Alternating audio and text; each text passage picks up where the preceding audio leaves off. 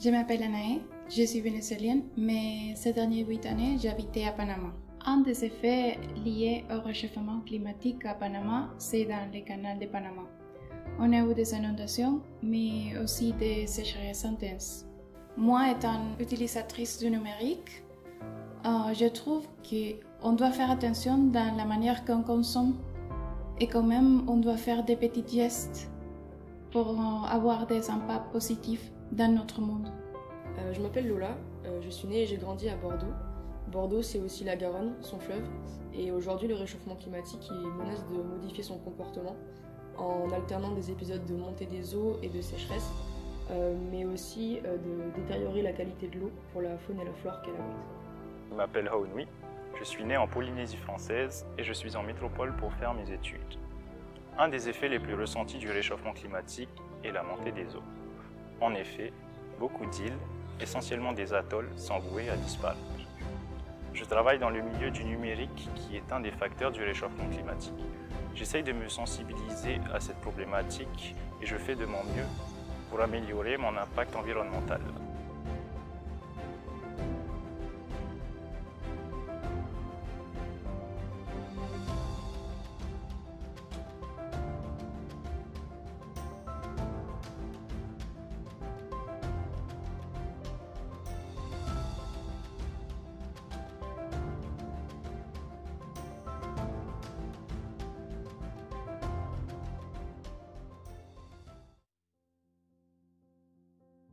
Ce n'est plus une surprise. Notre planète est en danger. Le réchauffement climatique s'impose comme l'une des problématiques les plus importantes que nous avons à traiter pour notre avenir. Il nécessite que nous fassions notre maximum pour réduire notre impact environnemental. Comme nous allons le voir un peu plus loin, le numérique est partout. Pilier essentiel de notre vie moderne, l'objectif n'est pas de s'en passer, mais d'en avoir la meilleure utilisation possible. Lorsque nous avons choisi de traiter le sujet du numérique responsable dans ce documentaire, nous n'imaginions pas à quel point le numérique était un levier sous-estimé d'action environnementale.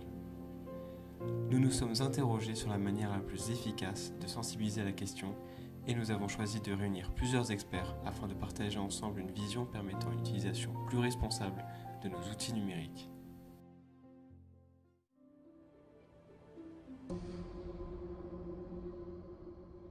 L'humanité a vécu sur une planète aux températures relativement stables jusqu'aux années 1850 et la révolution industrielle.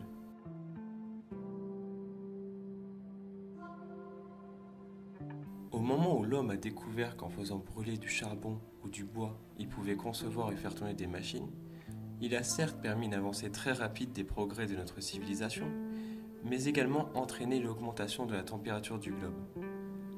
Cette ère d'industrialisation et cette production entraînent la production de gaz à effet de serre. Il y a toujours eu de l'effet de serre, et c'est une bonne chose, sinon la température de la Terre serait en moyenne à moins 18 degrés. L'effet de serre, c'est un phénomène naturel qui permet de retenir une partie de la chaleur émise par le Soleil dans l'atmosphère de notre planète. L'activité humaine conduit à la production de gaz à effet de serre, essentiellement le dioxyde de carbone et le méthane. Le problème étant que la production de gaz provoquée par l'activité humaine dérègle le cycle naturel de l'effet de serre. En effet, ce sont des gaz qui piègent une partie des rayonnements dans l'atmosphère et font grimper le thermomètre. Depuis 150 ans environ, cette production n'a cessé d'augmenter, entraînant les premières conséquences visibles du réchauffement climatique. L'épisode caniculaire que nous avons traversé au mois de juin 2022, avec de nombreux records battus sur l'ensemble de la France et du territoire néo-aquitain, en est malheureusement la preuve. Il va nous falloir adapter nos habitudes de vie dans le futur. Il y a pourtant une prise de conscience de nos gouvernants et des engagements commencent à être mis en place pour lutter contre le réchauffement climatique, comme les accords de Paris, dont les objectifs sont de maintenir l'élévation de la température de la planète nettement en dessous de 2 degrés et de poursuivre l'action menée pour limiter cette hausse à 1,5 degré. L'Union européenne a elle aussi lancé un plan d'action dont l'objectif principal est de réduire sur le continent les émissions de gaz à effet de serre d'au moins 55% d'ici 2030 par rapport au niveau de 1990. Mais quelle est donc la place du numérique dans ces enjeux ? Dans ces modifications prégnantes de nos comportements, il est important de reconsidérer la place que prend le numérique. En effet, numérique et climat sont profondément liés, puisque l'on estime que si Internet était un pays, il serait le 3e plus gros consommateur d'électricité au monde, derrière les États-Unis et la Chine. Bien sûr, le numérique est aujourd'hui incontournable. Il permet l'émergence de beaux projets et il est très utile au quotidien pour tout le monde. D'une certaine manière, il contribue lui aussi à lutter contre le réchauffement climatique, de par la mise en place de plateformes de simulation par exemple. Il induit une réduction des déplacements grâce au télétravail et ses outils disponibles. Il participe à une utilisation raisonnée des ressources naturelles grâce à des outils de mesure. Et enfin, il facilite l'économie circulaire grâce à une accessibilité des plateformes de réemploi et de reconditionnement des appareils technologiques. Tout n'est donc pas à jeter dans ces technologies qui nous permettent de communiquer avec nos proches, consulter ou envoyer un courriel, regarder un film, écouter de la musique, jouer en ligne. La révolution du numérique a d'ailleurs permis de dématérialiser une grande partie de nos pratiques. Mais ces nouvelles habitudes ont beau être virtuelles, leur impact environnemental est bien réel. Le numérique représente 4% des émissions de gaz à effet de serre dans le monde et ce chiffre risque de doubler d'ici à 2025. Tous les domaines d'action doivent s'améliorer et il n'y a aucune raison pour que le numérique n'ait pas son rôle à jouer. Malgré cela, le numérique est plus que présent dans notre société. En effet, on estime que 89% de la population française est connectée à Internet, 39 millions d'internautes utilisent les réseaux sociaux et 47 millions utilisent quotidiennement un smartphone. Dans le monde, ce sont 4,54 milliards d'internautes qui naviguent de manière quotidienne. Le numérique occupe donc d'ores et déjà une place très importante dans nos vies et, étant voué à être de plus en plus présent, il est temps que nous limitions son impact environnemental sans pour autant en cesser toute utilisation. Dans un premier temps, il est important de comprendre les impacts du numérique et leurs leviers. On voit très bien que la consommation et la surconsommation de numérique génère une pollution très importante sur le plan énergétique. On voit en plus autour de tout ce qui est création artificielle de rareté, on pense aux NFT ou à d'autres objets basés sur des preuves de travail. On a des consommations phénoménales d'énergie pour finalement pas grand-chose, voire rien. Et donc effectivement se pose la problématique de comment faire du numérique utile en se concentrant non pas simplement sur les innovations technologiques, mais aussi sur l'impact environnemental des technologies qui sont proposées aux personnes. Et je crois que finalement, on arrivera à atteindre l'utilité maximale des outils numériques en embarquant dès les phases de conception, mais aussi en s'interrogeant sur les usages, ces éléments énergétiques, ces éléments d'impact environnemental. Et ça, c'est une question d'éducation globale.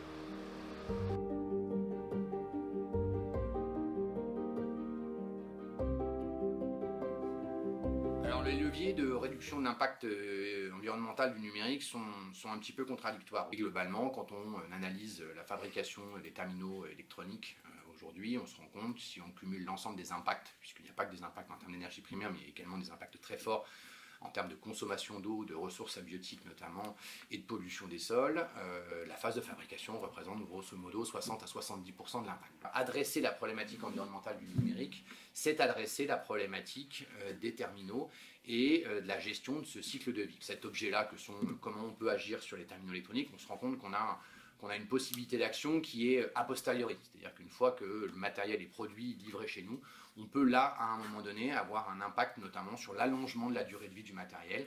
Ça passe nécessairement par l'augmentation du taux de reconditionnement et de recyclage des terminaux électroniques. Là, on a deux autres leviers pour agir là-dessus. On a donc un véritable sujet en matière d'éco-conception des services numériques aujourd'hui également. Le deuxième axe d'attaque, de lutte contre ce problème-là, c'est de penser et d'éco-penser ou d'éco-concevoir ce qu'on appelle un service numérique, donc c'est-à-dire toute la chaîne qui compose un service numérique, du volet logiciel jusqu'au volet machine, et donc de vraiment penser aujourd'hui les services numériques dans une logique d'éco-conception pour limiter au maximum l'impact des services numériques. Et puis le dernier levier, effectivement, pour pouvoir réduire au maximum l'impact du numérique, c'est de travailler sur les réseaux, et notamment le débat actuel autour des technologies des réseaux mobiles notamment et de l'accélération de ces réseaux mobiles versus ce qui se développe malgré tout de plus en plus aussi pour d'autres raisons, des réseaux bas débit ou basse fréquence,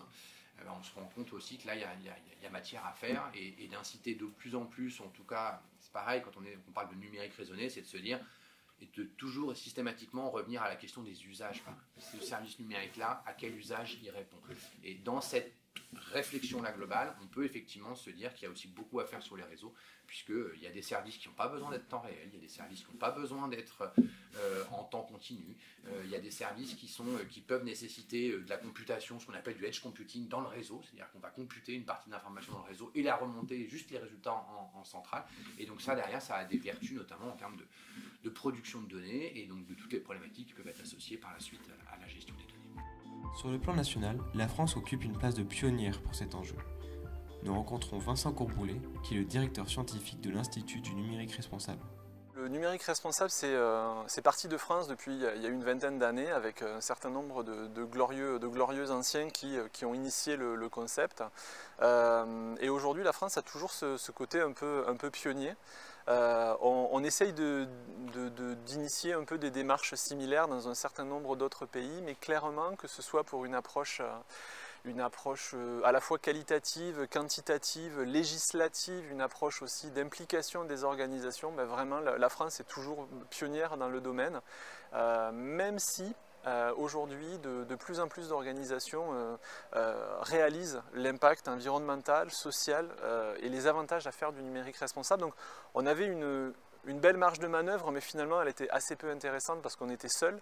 Et aujourd'hui on a toujours un avantage finalement dû à notre antériorité. Et en plus on est de plus en plus rejoint par des expérimentations faites dans d'autres pays ou avec d'autres consortiums de chercheurs ou d'organisations. Donc voilà, on va essayer toujours de garder cette étiquette, cette signature particulière. Mais voilà, aujourd'hui il y a une vraie appropriation du sujet un peu partout ailleurs. C'est une bonne question de savoir si les lois accompagnent le mouvement. Effectivement, c'est un sujet qui est vraiment intéressant parce que autant il a fallu des fois des années et des années avant que le législateur s'approprie les sujets et éventuellement pose un cadre. Et ce qu'on voit aujourd'hui avec le numérique, c'est que le numérique, ça va vite, hein, j'enfonce des portes ouvertes, mais la loi autour du numérique aussi finalement va assez vite parce qu'en l'espace de 30 ans, on a eu des lois qui soient françaises avec 2 lois intéressantes. Donc pour l'économie circulaire, il y a 2 ans, qui a mis en place l'indice de réparabilité, l'obligation de réparation, etc. Donc ça, c'est des lois qui sont super intéressantes. En fin d'année 2021, il y a quand même eu la loi réduction de l'empreinte environnementale du numérique, où là aussi, c'était une vraie loi. Et puis, on l'entend tous aujourd'hui, au niveau européen, il y a des lois sur le Digital Marketing Act ou le Digital Service Act, où effectivement il y a une vraie appropriation du politique sur ce sujet-là. Par l'intermédiaire de la mission interministérielle numérique éco-responsable, l'État français participe lui aussi à cette réflexion. Plusieurs guides sont ainsi proposés, comme le guide de bonnes pratiques numériques responsables pour les organisations, afin de les accompagner dans la mise en œuvre de leurs démarches et de leur plan d'action pour un numérique plus responsable, ou bien encore le guide pratique pour les achats numériques responsables qui contient des fiches pratiques d'achat responsable. La mission interministérielle a aussi produit le référentiel général d'éco-conception de services numériques, matrice d'analyse en matière de politique numérique éco-responsable.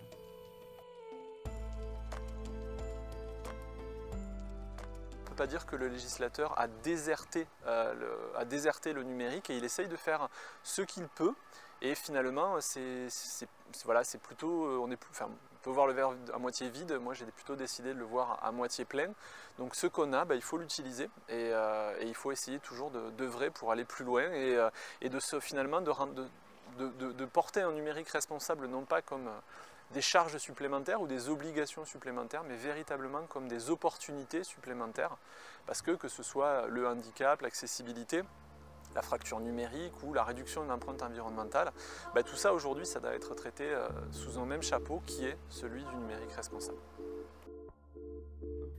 Basé à La Rochelle, l'INR se donne pour mission de promouvoir 3 enjeux liés au numérique: la réduction de son empreinte économique, sociale et environnementale, l'utilisation du numérique pour réduire l'empreinte de l'humanité, et enfin l'inclusion informatique de tous.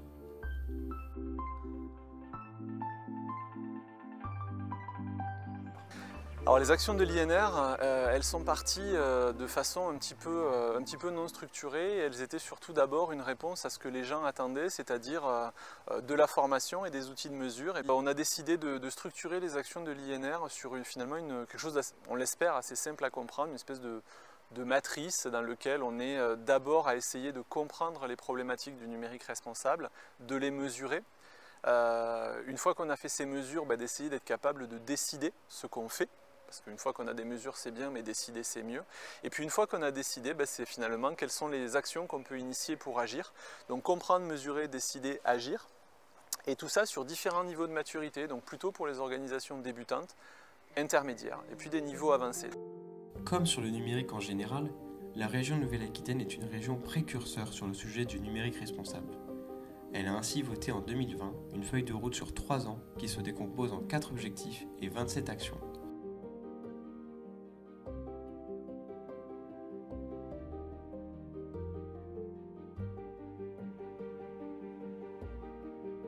Nous sommes allés à la rencontre de Mathieu Azoir, conseiller régional délégué au numérique et qui porte le sujet au sein de l'institution. L'objectif de cette feuille de route pour le numérique responsable était, je dirais, s'inscrivait dans la droite ligne d'un soutien du conseil régional à la chose numérique, aux enjeux numériques, à l'économie numérique. Nous avions accompagné de nombreuses dynamiques et puis nous étions dans une temporalité aussi en interne du conseil régional où nous réfléchissions à la mise en route d'une feuille de route qui s'appelle Néoterra, la prise en compte d'enjeux environnementaux et sociétaux à l'échelle de nos politiques publiques, de l'aménagement du territoire, au transport, à la culture et au sport. Et donc par rapport au numérique, il nous semblait important, mais aussi parce qu'il y existe une histoire en Nouvelle-Aquitaine, une histoire qui est par exemple le cluster Naos, anciennement Akinétique, qui s'est mobilisé, qui se mobilise toujours autour de la dimension du libre. Et à partir de ces acteurs-là, à partir par exemple d'autres savoir-faire autour de l'Institut du numérique responsable, se dire oui, il était temps de poser un certain nombre de choses et des ambitions faisant en sorte que le numérique en région soit aussi accompagné, ou en tout cas rime avec la dimension de responsabilité sociétale et environnementale, avec un certain nombre d'actions, des ambassadeurs qui permettent aussi simplement dans une dimension pédagogique d'aller voir des chefs d'entreprise, d'aller voir des collectivités en leur disant simplement regardez ce que vous faites aujourd'hui, regardez les outils que vous déployez, regardez dans votre quotidien ce que vous faites du numérique et de poser un certain nombre d'ambitions. Mais j'ai souvent l'habitude de dire ça, que c'était un peu un fait générateur. J'ai le sentiment, mais avec humilité, de penser que par rapport au numérique, la région est une région les plus en avance, les plus motrices, celle qui a pris le taureau par les cornes. Et donc là, c'était aussi de voir comment nous pouvions marquer et dater l'objectif maintenant, puisque nous sommes au mois de mai 2022, étant de démultiplier tout ce que nous avons fait dans une première feuille de route.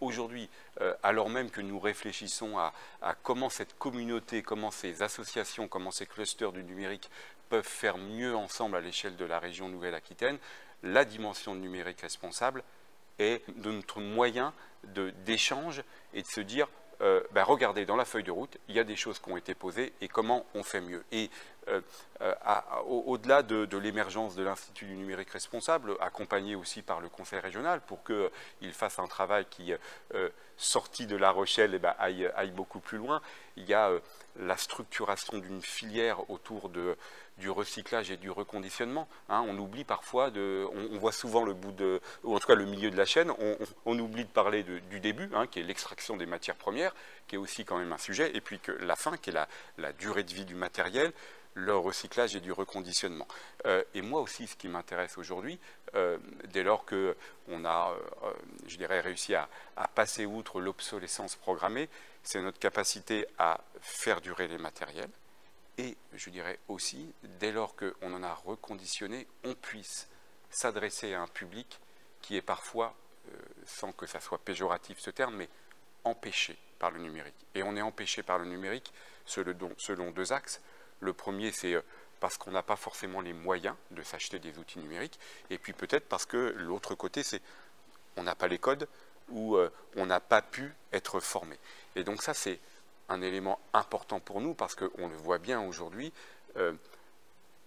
singulièrement une personne âgée, mais encore plus peut-être un jeune, dès lors qu'il ne sait pas utiliser des outils numériques, ça va être une vraie difficulté pour lui à se protéger, à se projeter dans sa vie sociale, sa vie personnelle, sa vie professionnelle. Donc derrière, pourquoi je dis ça, c'est que quand on parle de reconditionnement, il faut aussi parler de reconditionnement solidaire. Et ça, c'est un premier travail que là, nous initions à partir des premiers éléments de la feuille de route. Donc, tu le vois, on est dans un bilan de feuille de route, mais en même temps, tout de suite, ça nous amène sur une trajectoire et on va accélérer sur ce sujet-là.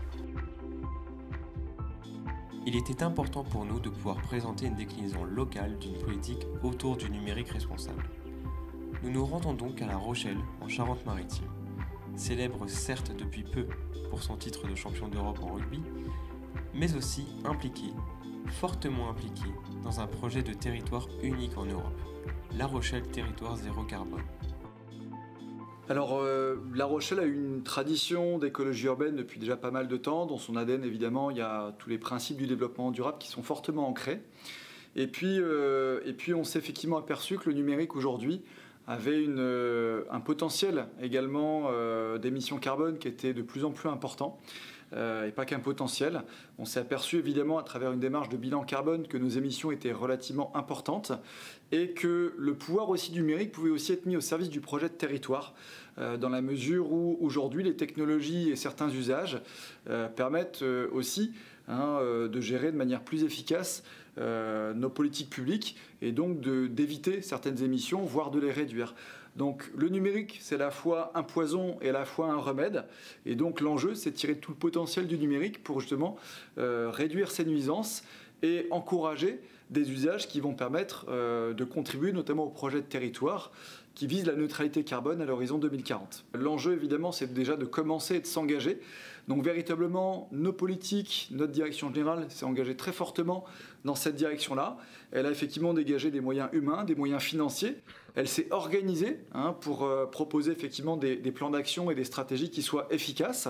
Et pour ça, en fait, on suit une méthodologie. Un premier temps, effectivement, qui est un temps de sensibilisation, parce qu'on ne peut pas effectivement agir ou prendre conscience ou changer nos comportements si on n'est pas sensibilisé. Donc il y a une forte démarche d'acculturation à la fois des agents, à la fois des élus, mais aussi des citoyens et des acteurs de la société civile pour prendre conscience du phénomène. On voit aujourd'hui effectivement qu'il y a des impacts environnementaux, sociétaux sur le numérique, mais évidemment c'est parfois un peu lointain. Et tant qu'on ne touche pas les choses un petit peu du doigt, on n'est pas forcément préoccupé et donc on ne s'engage pas forcément dans une démarche de changement de comportement. Donc la sensibilisation, c'est crucial et c'est fondamental.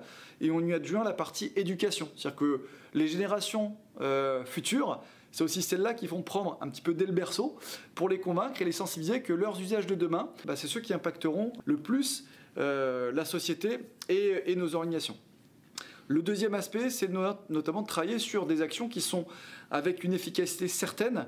Et donc pour ça, il faut mesurer. Si on n'a pas une étape de mesure et d'observation de nos émissions, on va pouvoir faire des actions finalement et se tromper un petit peu de cible et finalement saupoudrer ou alors agir sur des choses qui n'ont pas d'efficacité derrière.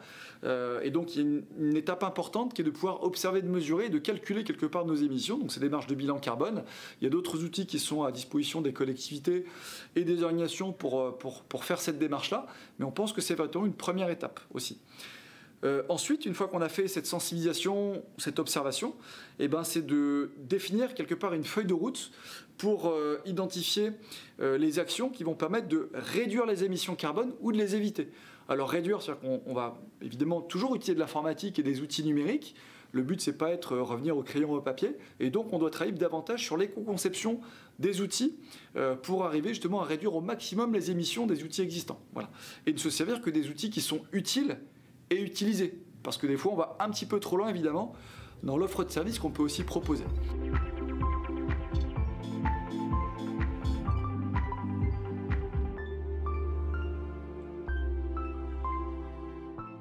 Alors, La Rochelle est une ville pionnière en termes d'écologie urbaine. Je rappelle que c'est en 1976 que l'on a les premiers vélos en libre service à La Rochelle, nos fameux vélos jaunes. Derrière, tout un tas de mesures comme le premier secteur piéton, les voitures aussi en libre service vont prendre part dans le quotidien des Rochelais. Et c'est ce qui va marquer l'engagement fort de notre territoire en termes d'écologie, en termes de transformation. On dit que La Rochelle est à la fois belle, mais elle est aussi rebelle, elle a su être ambitieuse très tôt sur ce volet-là. Dans la continuité des actions qui étaient déjà mises en place depuis quelques dizaines d'années en termes d'écologie, La Rochelle voulait de nouveau porter un projet ambitieux et un projet d'avenir. Nous avons un grand projet qui porte l'ensemble de nos habitants et l'ensemble de nos politiques publiques. Il s'appelle La Rochelle Territoire Zéro Carbone. L'objectif de ce projet, c'est d'atteindre la neutralité carbone en 2040. 2040, c'est 10 ans avant la date fixée par les accords de Paris. C'est donc un projet ambitieux, un projet qui doit nous mobiliser tous, habitants, associations, entreprises. Évidemment, les collectivités prennent leur part à ce grand projet. Il a 3 gros piliers. Dans un premier temps, réduire nos consommations, réduire notre empreinte carbone. Dans un second temps, capter, puisqu'on sait aussi que c'est un élément fort pour atteindre la neutralité carbone. C'est dans ce cadre-là, par exemple, qu'on va renaturer le marais de Tadon. Et puis enfin, lorsqu'on a essayé de réduire, quand on a capté au maximum, eh ben, il faut compenser. Compenser, ça se fait grâce à la coopérative carbone. C'est la première coopérative carbone européenne qui a pour objectif d'inciter les entreprises, les particuliers, les associations, les collectivités à acheter du carbone de façon à compenser leurs émissions qu'ils n'auraient pas pu réduire ou capter. Alors le numérique a une place transversale sur l'ensemble du projet Territoire Zéro Carbone. Pourquoi? Parce que le numérique, il est un formidable outil de transformation. Il est un vecteur, en fait, un outil que l'on va pouvoir mettre au service de la transformation écologique. Donc on a pour ça réfléchi à quelque chose, un outil qui nous permettrait de capter de l'information, un outil d'aide à la décision. Et c'est dans ce cadre-là que l'on a créé cette plateforme numérique qui va nous permettre à chacun des acteurs, pas uniquement la collectivité, les grands partenaires tels que le Grand Port, tels que l'université, d'apporter des données qui vont pouvoir être exploitées, être croisées pour la prise de décision et aider aussi nos habitants à engager leur transformation numérique. Notre politique de numérique responsable est basée sur 4 gros piliers. Le premier, les solidarités. Permettre à chacun d'accéder au numérique, quels que soient ses revenus et quelles que soient ses conditions matérielles. Le deuxième, c'est évidemment la créativité. Nous avons un territoire innovant depuis de nombreuses années et avec de nombreuses entreprises qui participent à cette innovation, à cette créativité, et le numérique en fait évidemment un gros volet. Le troisième, c'est la sobriété. Comment rendre le numérique moins énergivore? C'est aussi tout un tas d'actions que l'on va pouvoir mener avec l'ensemble de nos partenaires. Le quatrième pilier, c'est la souveraineté numérique. C'est nous permettre d'être moins dépendants des GAFAM, de se dire que nous aussi sur notre territoire, on a des capacités à être innovants, tout en ayant une capacité à protéger nos données. C'est tout l'enjeu de nos prochaines années et c'est ce que nous porterons à La Rochelle, notamment avec l'ensemble des éléments que nous avons. Nous avons été pionniers sur l'open data, nous avons fortement incité nos politiques en termes d'information à aller vers de l'open source. Aujourd'hui, il faut aller plus loin et il faut engager une vraie politique de souveraineté. Prôner et mettre en œuvre une politique autour du numérique responsable nécessite d'identifier des leviers pour réduire l'impact écologique du numérique. La souveraineté numérique, avec notamment la maîtrise de ces données et les logiciels libres, sont des leviers parfois sous-estimés pouvant agir dans ce sens. Nous rencontrons notamment François Pellegrini, dinosaure du logiciel libre en France, pour enrichir notre point de vue sur les liens entre logiciel libre et numérique responsable. Alors un logiciel libre, en fait le terme est un peu réducteur, on parlera plutôt de logiciel diffusé sous licence libre, parce que ce qui est important c'est la licence, c'est-à-dire l'espèce de contrat qui va lier le diffuseur du logiciel, son ayant droit, et les personnes qui vont recevoir un exemplaire du logiciel ou interagir avec le logiciel. Et alors que le droit d'auteur finalement réserve tous les droits à cet ayant droit, le but des licences libres, c'est de transférer une grande partie de ces droits de façon successive aux différentes personnes qui recevront le logiciel. Une licence libre est une licence qui garantit 4 libertés, ce qu'on appelle les 4 libertés des logiciels libres, qui sont la liberté de recopie. Quand on reçoit un exemplaire, on peut le rediffuser à d'autres de façon totalement libre. La liberté d'usage illimité pour tout usage personnel, professionnel, commercial et autres. La liberté de modification du logiciel, ce qui suppose qu'on a accès au code source du logiciel, ce qui veut dire que quand quelqu'un vous fournit un logiciel libre, il doit garantir aussi la fourniture du code source, et la liberté de redistribution des modifications qu'on aura pu effectuer.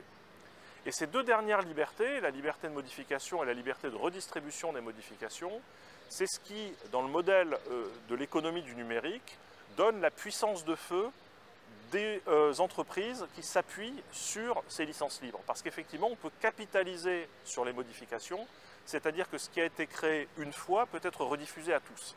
Et donc, on a une efficacité économique considérable qui fait d'ailleurs que beaucoup d'entreprises basées sur des modèles économiques libres dépassent les concurrents qui peuvent être basés sur des modèles beaucoup plus fermés, beaucoup plus restrictifs, beaucoup plus privatifs.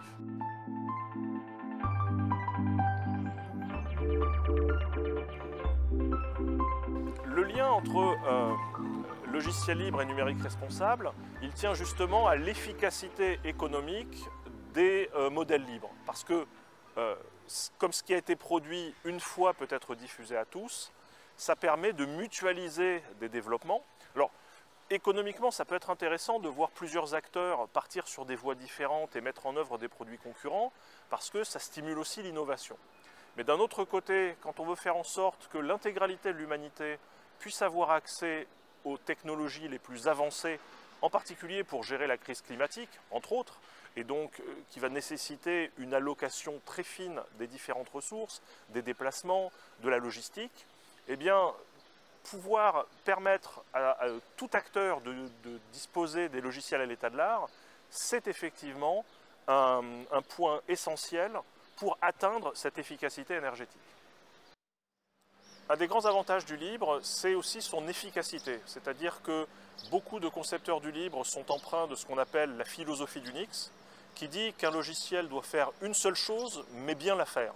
Et donc on a beaucoup de logiciels, beaucoup de petits modules, et ces modules ont été conçus pour être les plus efficaces possibles dans leurs tâches, ce qui fait qu'en particulier, on peut installer des versions de Linux, par exemple, sur des vieux ordinateurs, et ça fonctionnera toujours de façon extrêmement satisfaisante. Et de fait, les logiciels libres permettent de réduire le renouvellement des matériels, permettent d'augmenter le cycle de vie des matériels et donc participent à la réduction des déchets et à la réduction de l'empreinte environnementale du numérique.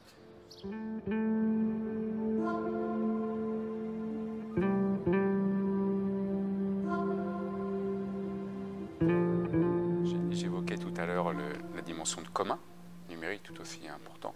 La dimension de souveraineté numérique, elle est tout aussi fondamentale pour moi, mais on voit aussi, alors même que la région Nouvelle-Aquitaine est une taille géographique, économique importante, que les enjeux ils sont beaucoup plus hauts. Parce que dès lors qu'on parle souveraineté numérique, on parle souveraineté des données, on pense à nos gros acteurs américains ou chinois, on parle aussi stockage des données, on parle data center, etc. Donc c'est un sujet vraiment pour nous. Et entre une feuille de route qui a posé un certain nombre de choses, et avec un bilan plutôt intéressant, et des choses sur lesquelles il faut vraiment qu'on avance, la dimension de souveraineté de la donnée, cette feuille de route, quand elle a été votée, nous en étions aux prémices, mais nous sentions que à ce moment-là, il fallait que nous soyons présents, il fallait que nous donnions la dynamique.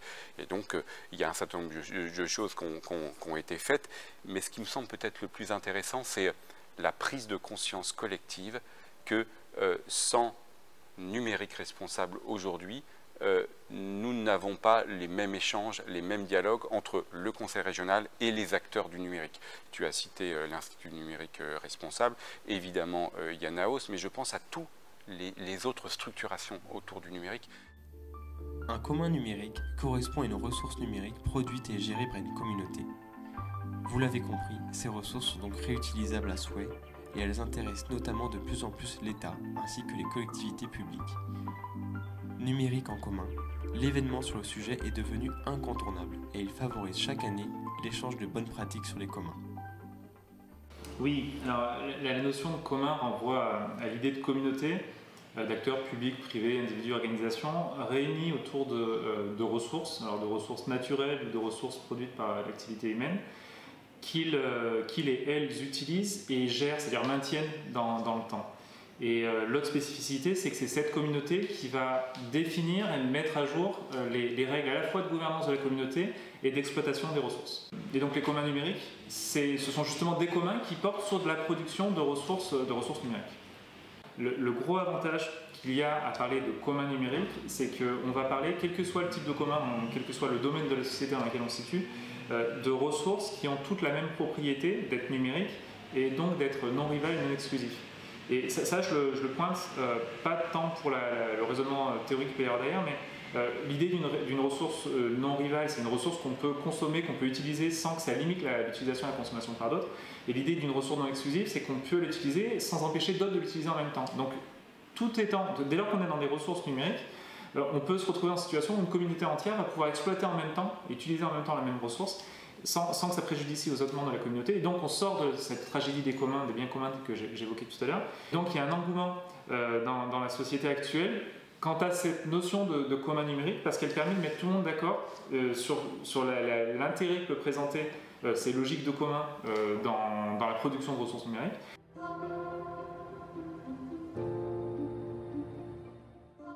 Les acteurs publics l'ont bien compris pour plusieurs raisons.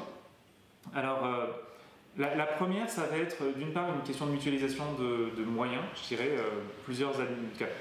entre les administrations, entre les acteurs publics d'une part, entre les acteurs publics et privés d'autre part. Et il y a de plus en plus cette idée dans la notion de commun, de partenariat public-privé, cette idée qu'on peut, dès lors que des règles de gouvernance et d'exploitation des ressources, de gouvernance de la communauté, exploitation des ressources sont bien définies, on peut être dans des logiques gagnant-gagnant où finalement tout le monde participe à et bénéficie des ressources qui ont été produites.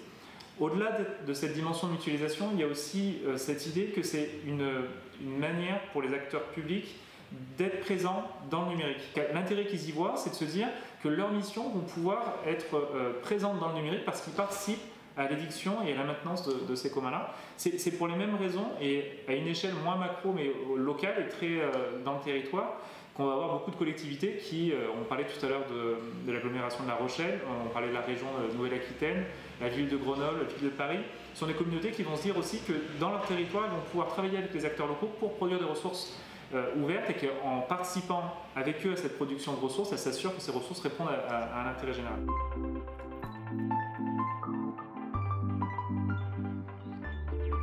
Et les enjeux numériques aujourd'hui pour moi, le cœur du réacteur, c'est le commun numérique.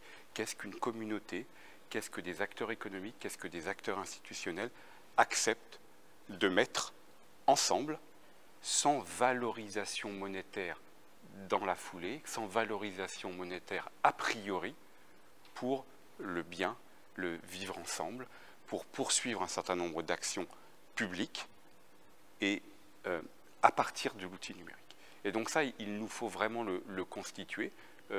Des initiatives, des démarches, nous en sommes au début.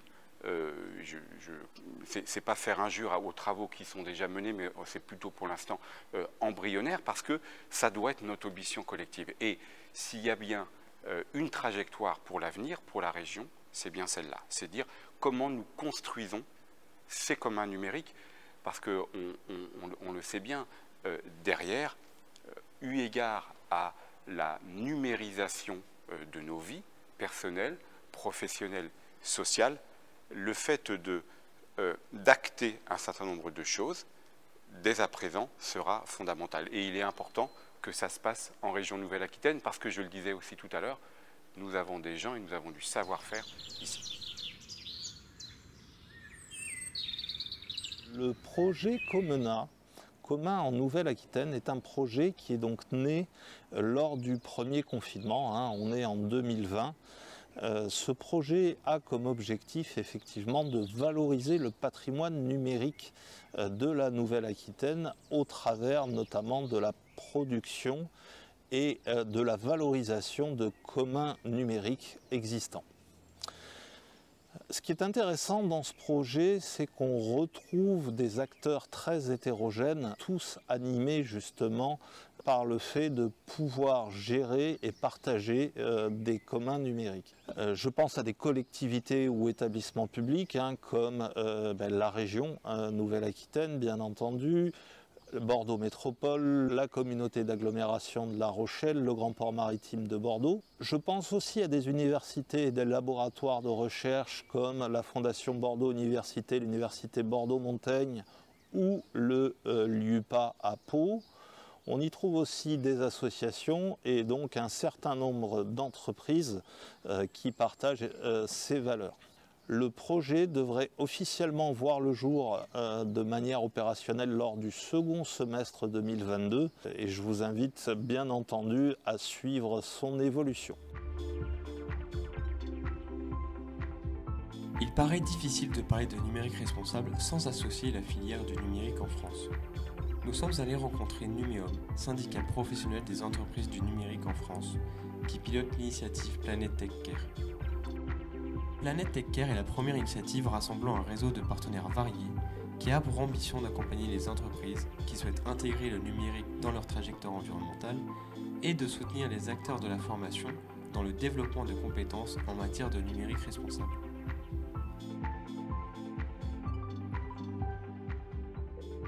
Alors oui, l'initiative Planète Tech Care, c'est une initiative qu'on a lancée en octobre 2020 avec le parrainage de Barbara Pompili et Cédrico. C'est une initiative qui s'est faite dans le cadre à un moment du lancement de la feuille de route numérique et environnement. C'est une initiative qu'on a lancée parce qu'on s'est aperçu au moment où on réfléchissait sur ce sujet, la feuille de route du gouvernement sur le numérique et environnement, on s'est aperçu qu'on avait en France un écosystème très dynamique, mais très atomisé, qui avait un problème pour passer à l'échelle. Et donc Numéum s'est proposé de créer une plateforme qui fédère les initiatives existantes pour créer un réseau actif, un réseau où on fédère tous les acteurs qui sont engagés sur ces sujets-là, et actif parce qu'on est dans l'action. On propose tous les mois des ateliers pour se sensibiliser, se former, s'informer sur différentes thématiques. Ça peut être sur des sujets très techniques, ça peut être sur des sujets plus juridiques. Et puis évidemment, on est dans un réseau dans lequel on a le souhait de partager des bonnes pratiques, des retours d'expérience. Donc voilà, ça sert à ça, Planète Tech Care. C'est un hub qui permet en fait de fédérer des initiatives pour passer à l'action. Alors oui, Planète Tech Care, c'est composé finalement d'une communauté d'acteurs dans 3 catégories. Vous avez les signataires qui sont les entreprises et les acteurs de la formation. Aujourd'hui, il y a un peu plus de 600 signataires. Ces signataires, ils s'engagent dans une trajectoire pour mesurer, maîtriser et réduire leur empreinte environnementale. Et puis, vous avez 2 autres acteurs dans cette communauté, les partenaires qui sont des associations qui sont là, qui disposent aujourd'hui d'une expertise, d'un contenu sur le sujet du numérique et environnement et qui le mettent à disposition gratuitement au travers des ateliers qu'on a tous les mois. Et puis la dernière catégorie, ce sont des associations qui, elles, n'ont pas d'expertise spécifique sur le sujet du numérique et environnement, mais elles veulent faire écho à cette initiative au niveau de leur réseau. Elles veulent relayer cette initiative et inviter leurs adhérents à rejoindre Planète Tech Care. Alors déjà, au niveau de Planète Tech Care, on a déjà fait en 2 ans quand même pas mal de choses. Tous ces ateliers, il y a une vingtaine d'ateliers qui ont été faits. On a lancé également un annuaire qui permet de référencer toutes les offres, que ce soit au niveau d'éditeurs, des compétences, du conseil, qui sont référencées aujourd'hui dans un annuaire. Et c'est important, cet annuaire, il essaie de valoriser les territoires. Donc vous habitez en Nouvelle-Aquitaine, vous avez envie de trouver un éditeur qui vous propose une solution de mesure de votre empreinte carbone, vous pouvez trouver dans cet annuaire l'éditeur en Nouvelle-Aquitaine. Donc ça, c'est les projets qu'on a fait sur ces 2 dernières années. Et ce qu'on souhaite faire pour la suite, c'est une bourse au stage. C'est hyper important puisqu'on a engagé dans notre communauté des acteurs de la formation. Et ces acteurs de la formation, ils se sont engagés à proposer dans les cursus pédagogiques des formations sur le numérique et environnement. Et ces premiers, en fait, ces premiers élèves, ils arrivent sur le marché du travail et c'est bien qu'on leur propose des stages. Et on a toute une communauté de signataires qui ont envie d'accueillir des stagiaires, donc bourse au stage. Deuxième grand projet, c'est un projet qui est à l'échelle européenne. On souhaite que Planète Take prenne une dimension européenne. Donc on est en discussion aujourd'hui avec des numéums européens. On a des homologues dans chacun des pays pour pouvoir déployer Planète Take à l'échelle européenne. Et puis on a là tout prochainement un grand rendez-vous. Et je vous invite à rejoindre ce grand rendez-vous. C'est le 1er et le 2 décembre. Il y a le Green Tech Forum. C'est le grand rendez-vous annuel où vous allez pouvoir assister à des conférences, des ateliers, des partages de bonnes pratiques et puis rencontrer un certain nombre d'offreurs qui proposent des solutions sur la dimension Green IT et IT for Green. Des entreprises de la région notamment tentent d'apporter des solutions en lien avec les 4 axes de l'Institut du numérique responsable. Comprendre, mesurer, décider, agir. Nous partons à la rencontre des sociétés Ingefox et ses logiciels éco-conçus, Shinken Solutions et Energiscope avec leurs projets et outils de mesure.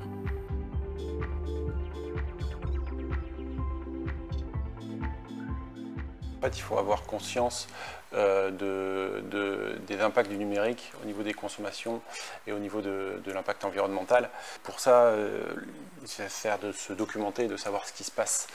Et de savoir ce qui se passe quand on achète du matériel, ça a un impact. Quand on jette du matériel, ça a un impact. Quand on regarde une vidéo, ça a un impact. Et en fait, nous, on est des professionnels de l'informatique et toute cette partie-là, on la connaît parce qu'on agit avec tous les jours. On a besoin régulièrement d'acheter des machines, on a besoin de développer des logiciels. Et ce qui est très intéressant là-dedans, c'est que l'idée, c'est de savoir quel impact nous, on a en tant que société d'informatique lorsqu'on développe des logiciels. Donc au niveau de l'éco-conception, comme on développe des logiciels, notre objectif, ça va être de limiter l'énergie nécessaire à l'exécution de nos logiciels. Alors, ça va avoir 2 impacts.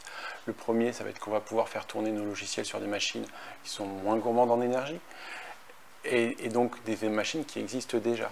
On va pouvoir faire facilement fonctionner nos logiciels sur des machines qui ont 5, 10, voire 15 ans. Ensuite, l'autre point, c'est que le fait d'avoir des logiciels moins gourmands, c'est qu'on va utiliser moins de réseaux, on va moins utiliser les architectures qui sont en place au niveau informatique, et de fait, on va diminuer la consommation globale énergétique de l'utilisation de nos logiciels.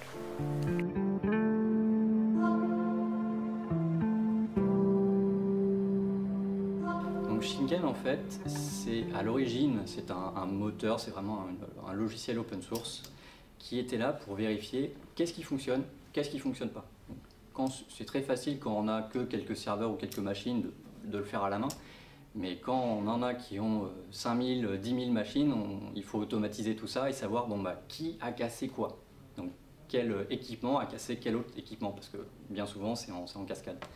Et c'est là où Shinken, en fait, il est vraiment fait pour des grands environnements et il est capable de remonter un petit peu la source des problèmes et dire « Ah, c'est ça qu'il faut réparer » et ça va résoudre plein de problèmes derrière.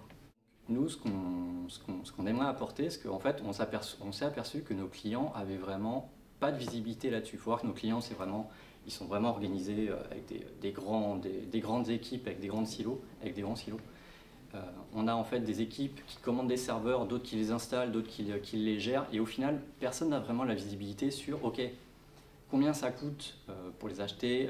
Moi, mon serveur, j'utilise mon appli, très bien, j'ai demandé un serveur, mais combien il consomme in fine, ça en fait, c'est une autre équipe qui va le savoir et qui le gère sur son budget. Mais moi, est-ce que je peux me permettre d'en prendre 2, 3, 4, 5 ? Quelle est ma consommation d'énergie à moi que j'ai demandé pour mes applications que je dois mettre en place? Et ça, en fait, typiquement, ça c'est une information qu'ils n'ont pas. Et vu qu'en fait, on ne peut pas améliorer quelque chose qu'on ne mesure pas, en fait. Et donc, on ne peut pas non plus se restreindre si on ne sait pas d'où est-ce qu'on part. Et d'habitude, en fait, on alerte au moment où un serveur est vraiment surchargé, vraiment trop. Nous, on aimerait aussi pouvoir alerter à dire attention, ce serveur-là, c'est pas normal, il fait rien, ça fait trop longtemps qu'il fait rien, il est allumé pour rien faire. Que quelqu'un aille voir si c'est normal, est-ce que c'est normal qu'il tourne encore? Peut-être que juste quelqu'un l'a oublié, il faut pas croire dans les data centers, ça arrive beaucoup plus souvent qu'on pense. Donc ouais, il y a plein d'économies qu'on peut faire comme ça, qui sont toutes bêtes, mais qui à l'échelle de grands groupes peuvent faire vraiment des montants assez énormes et qui permettraient d'économiser pas mal sur, mine de rien, le numérique, ça commence à faire beaucoup de pourcentage de notre conso. Il faut juste qu'il soit cohérent, quoi. Le problème, c'est qu'actuellement, pour faire vraiment de l'argent et du numérique. On voit que le business model, le principal business model, c'est de malaxer plein de données personnelles pour en tirer de la pub. Et le problème, c'est que oui, maintenant on est capable techniquement de gérer un volume de données énorme, de mettre de l'intelligence artificielle derrière. Mais en fait, ce sont des gros calculs monstrueux. On fait de gros calculs statistiques, tout ça pour en tirer quelques pourcentages. Mais mettre de l'intelligence artificielle qui consomme énormément, il faut vraiment voir que c'est quelque chose qui mouline et qui mouline. Pour résoudre des problèmes qu'en mettant un petit peu plus de développeurs, un petit peu plus d'ingénieurs, on pourrait résoudre de manière efficace, ça c'est le plus gros risque que je vois dans l'avenir du numérique.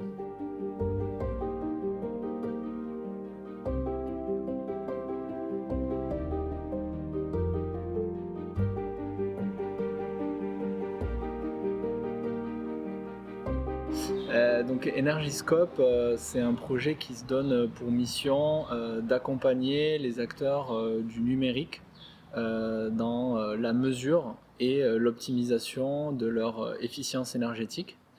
Donc le projet s'oriente sur deux axes. Un premier axe qui est donc la mesure de la consommation énergétique, donc c'est vraiment le fonctionnement de l'infrastructure IT qu'on va venir analyser pour en déterminer quelle est la consommation en termes de kilowattheure et en extrapoler aussi l'impact carbone en fonction de l'endroit où est positionné. Principalement, on va s'adresser à des data centers aujourd'hui. Et le deuxième axe, ça va vraiment être sur proposer des solutions et une expertise concrète pour permettre aux utilisateurs de ces centres et aux développeurs d'avoir une approche axée sur de l'éco-conception avec des outils qui vont permettre d'évaluer très rapidement l'efficience énergétique des algorithmes sur lesquels ils travaillent. Et le marché qu'on vise, comme a dit Florence, c'est là où il y a des grosses infrastructures, donc les centres de calcul, les data centers, les hébergeurs, avec l'idée ensuite de pouvoir intervenir au niveau des téléphones et autres devices mobiles. Nous, on pense que la valeur qu'on peut apporter à des acteurs aujourd'hui du numérique, c'est déjà une mesure simple qui peuvent suivre dans le temps, très facile à mettre en place, ce qui n'est pas le cas aujourd'hui, et qui accompagne finalement un peu la réflexion qui commence à naître dans ces entreprises-là, mais qui n'est pas un vrai besoin exprimé. Avec également une prise de conscience des utilisateurs, des développeurs, des employés finalement de ces entreprises qui sont demandeurs de ce genre de solutions. Et au-delà de la mesure, c'est vraiment essayer d'apporter de la valeur, donc au final un bénéfice aussi tangible pour eux dans leurs finances, parce que ça reste encore aujourd'hui quand même quelque chose qui est prépondérant dans la prise de décision, et d'apporter un vrai ROI sur arriver à produire le même volume de résultats avec moins d'énergie et donc augmenter finalement le retour sur investissement et donc une logique finalement de rentabilité ou en tout cas de développement économique qui est aussi à la clé. Il est tout à fait possible d'intégrer une démarche numérique responsable dès la naissance d'une start-up ou d'un projet.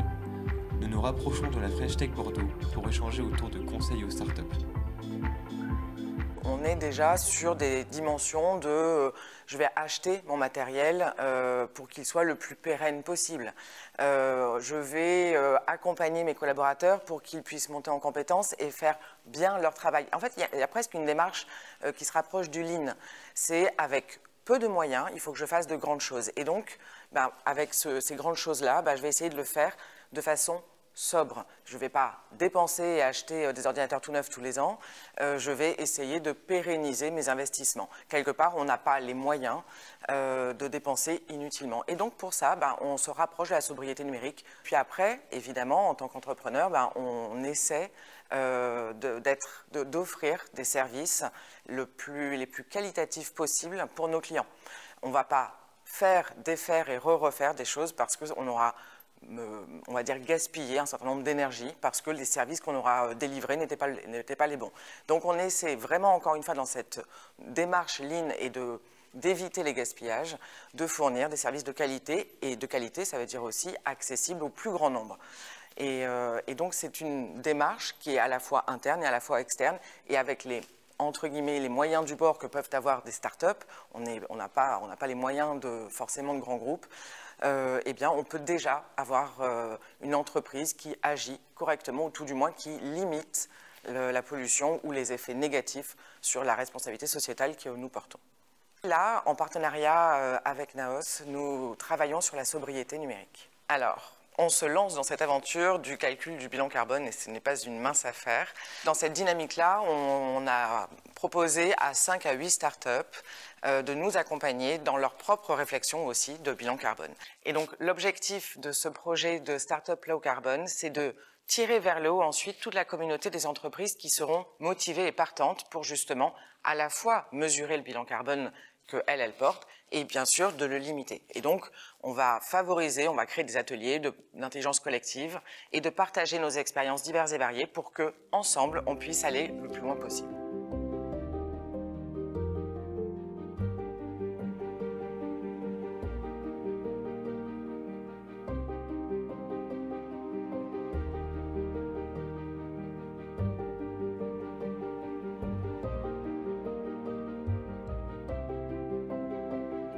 Celui que je trouve le plus important et que je n'ai pas forcément bien réussi dès le départ, c'est de favoriser autant que faire se peut l'open source et le logiciel libre.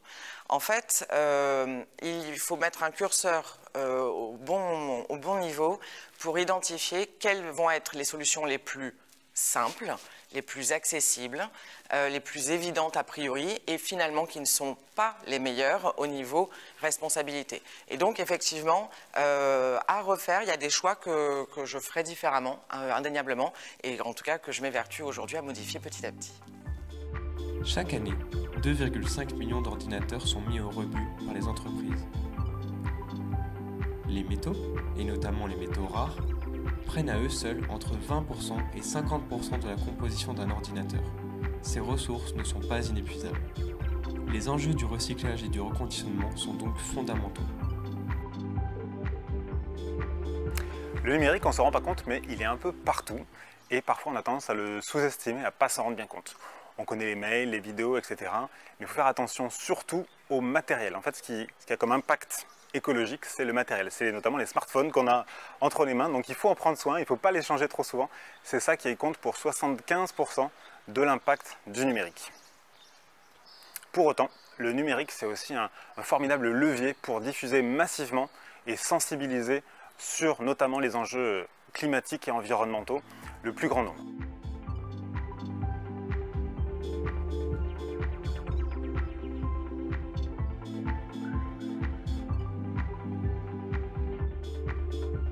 Donc là par exemple on a tout ce qui est matériel entrant sur cette partie. On va avoir des lots d'informatique, des lots d'électronique qui peuvent être de l'électronique industrielle ou de l'électronique médicale. On est une entreprise, on se qualifie aujourd'hui d'ESN industriel. C'est-à-dire qu'on est clairement une entreprise du numérique mais avec une dimension, voilà, on ne développe pas les sites web, on est sur une approche très matérielle et hard. Du coup on va peser ici tous les produits entrants. Et à ce stade, c'est là où on a le plus de stratégie dans notre approche, c'est que les équipes vont identifier s'il y a un potentiel de reconditionnement, parce que c'est suffisamment récent, parce que c'est complet, ou alors si ça va être un produit qui est trop vieux, trop obsolète ou endommagé ou cassé, et qui a besoin d'être recyclé. Donc c'est à ce stade où on va créer derrière, ce qui n'est pas capable d'aller au test, des lots qui vont être déconstruits. Et à un autre endroit, on va avoir les matériels sur lesquels on a identifié qu'il y avait un potentiel de seconde vie. Donc à cet endroit, on va créer des lots à partir des produits, des matériels qu'on identifie comme potentiellement reconditionnables. Et on va par modèle, par marque, par type, reconstituer des séries de 20, 30, 50 machines. Non seulement parce que nous derrière, les utilisateurs vont avoir besoin, notamment si on raisonne demain, une collectivité a besoin de s'équiper en matériel reconditionné, il va avoir besoin de lots relativement homogènes. Et puis nous, d'un point de vue métier, c'est beaucoup plus simple de travailler 30 ou 50 fois la même machine, parce que notamment si on en a certains qui sont défectueux, on va récupérer les pièces détachées et réparer leurs copains. Ce qu'on va récupérer est très souvent non fonctionnel, issu de maintenance, issu d'un renouvellement de parc où la majorité n'est plus en état de marche. Et nous, on va faire vraiment du revival, quoi. On va redonner vie à ces produits, notamment en upgradant les pièces, en changeant les disques durs, en faisant des épreuves de terre. On va faire des stress tests pour vérifier si la machine, une fois updatée, améliorée, est capable de retourner sur le marché. On rallonge le cycle de vie, j'ai envie de dire, de 4 à 5 ans sans problème.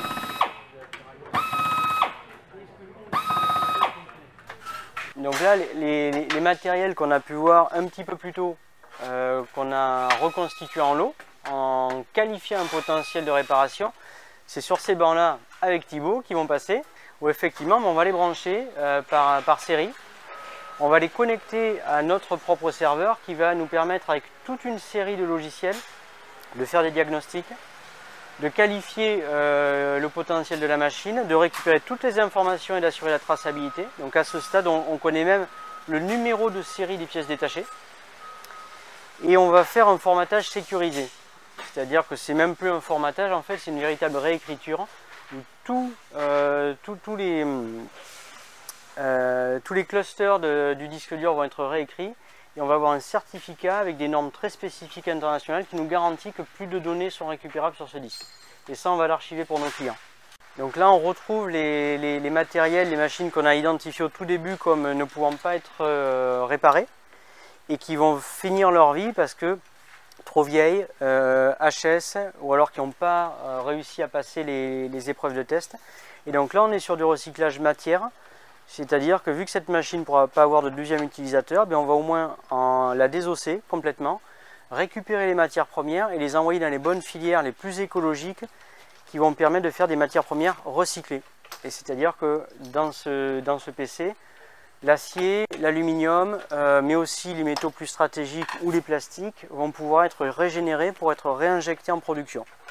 Alors on récupère aujourd'hui, nous on a des taux de performance qui sont très très élevés par rapport au marché, notamment parce qu'on travaille en manuel. C'est-à-dire le broyage enlève un petit peu de performance au niveau qualité de récupération. On est à 85% de recyclage matière et on a 10% de valorisation énergétique. Donc 85% déjà en matière, c'est très élevé. Et les 5% en fait, qui restent en élimination, c'est des choses qui sont réglementées, comme les plastiques bromés. Donc c'est des substances qui sont des polluants organiques. Quand on a sorti nos premières offres en reconditionné, j'ai des personnes qui sont venues me voir en me disant mais nous aussi on aurait le droit d'en acheter parce que c'est pas une offre réservée au monde associatif ou quoi. Et je leur ai dit mais non, évidemment, nous ce qu'on met sur le marché, ce qu'on propose, déjà acheter reconditionné, ça a une vertu écologique évidente. Donc on ne va pas du tout limiter ça à certains bénéficiaires.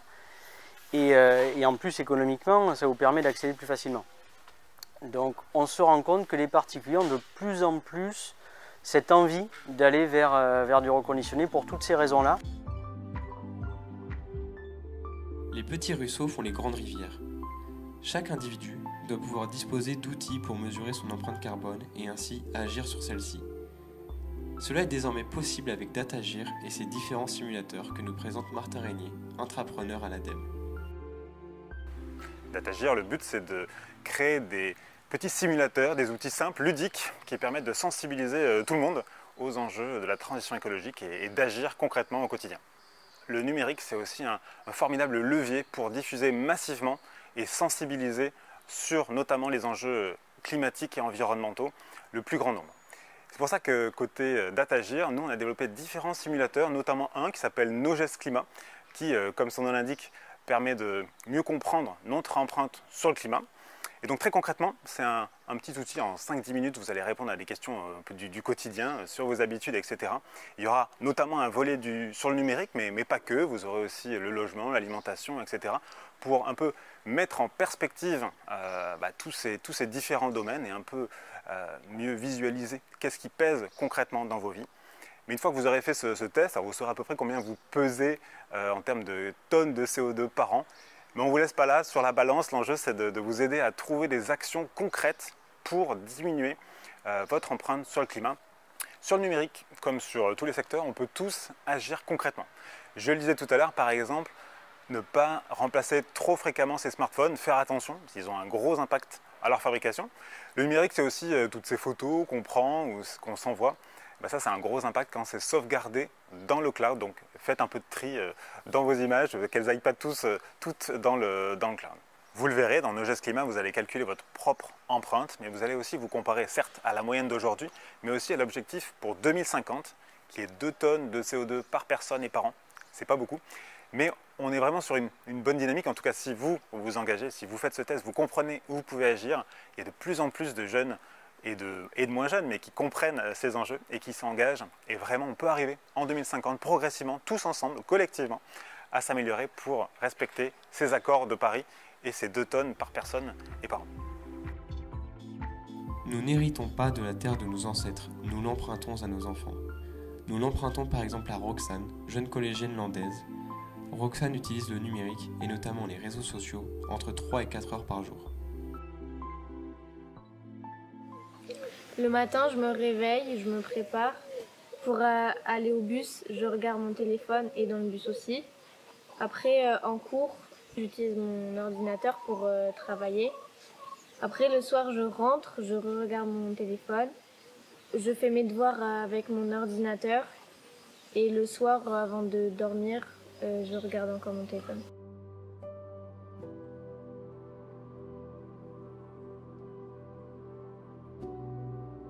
L'enjeu du numérique, c'est de ne pas forcément subir effectivement les évolutions technologiques successives. Et donc en 2050, on peut espérer effectivement qu'on aura repris le contrôle collectivement et de ne pas évidemment subir voilà, des disruptions ou des évolutions techniques et technologiques qui ne servent pas forcément le territoire et la planète. Voilà ce qu'on peut souhaiter. Donc globalement, dans 30 ans, soit le numérique est au centre de la société et l'être humain gravite autour, soit on essaye de remettre l'être humain au centre de la société et le numérique devient un outil comme un autre pour essayer d'améliorer notre condition. Notre secteur, il a une double responsabilité. Il a une responsabilité de s'inscrire dans des démarches de numérique responsable et puis on doit s'engager dans l'innovation pour proposer dans tout un tas de secteurs qui ont besoin de numérique pour réussir leur transition écologique, on doit être capable de proposer une innovation verte. Il y a un message d'espoir et je trouve qu'il y a une industrie aujourd'hui qui a envie de se mobiliser dans cette démarche-là. Les efforts à fournir sont très importants, la route est encore longue, mais on n'a pas le droit de ne pas essayer.